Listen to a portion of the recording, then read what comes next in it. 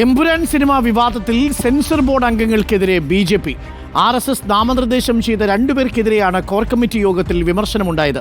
എന്നാൽ cinema ബഹിഷ്കരിക്കേണ്ടതില്ലെന്ന് core committee യോഗത്തിൽ തീരുമാനമായി. റിപ്പോർട്ട്.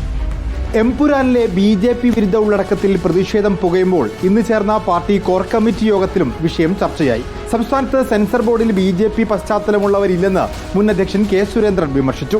ചിത്രത്തിലെ BJP വിരുദ്ധ ഉള്ളടക്കം സംബന്ധിച്ച് സെൻസർ ബോർഡ് അംഗങ്ങൾ പ്രതികരിച്ചില്ല. ഗുരുതര വിമർശനങ്ങൾ ഉണ്ടായിട്ടും ഇക്കാര്യം പാർട്ടിയെ ധരിപ്പിക്കുന്നതിലും അംഗങ്ങൾക്ക് വീഴ്ച സംഭവിച്ചു.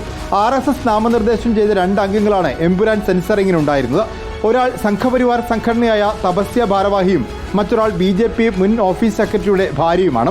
ഇത്തരം വീഴ്ചകൾ ആവർത്തിക്കാതെ നോക്കുമെന്ന് രാജീവ് ചന്ദ്രശേഖർ യോഗത്തെ അറിയിച്ചു. സിനിമ ബഹിഷ്കരിക്കണമെന്ന ഒരു വിഭാഗത്തിന്റെ ആവശ്യം യോഗം തള്ളി. VS Ranjith, reporter, Kozhikode.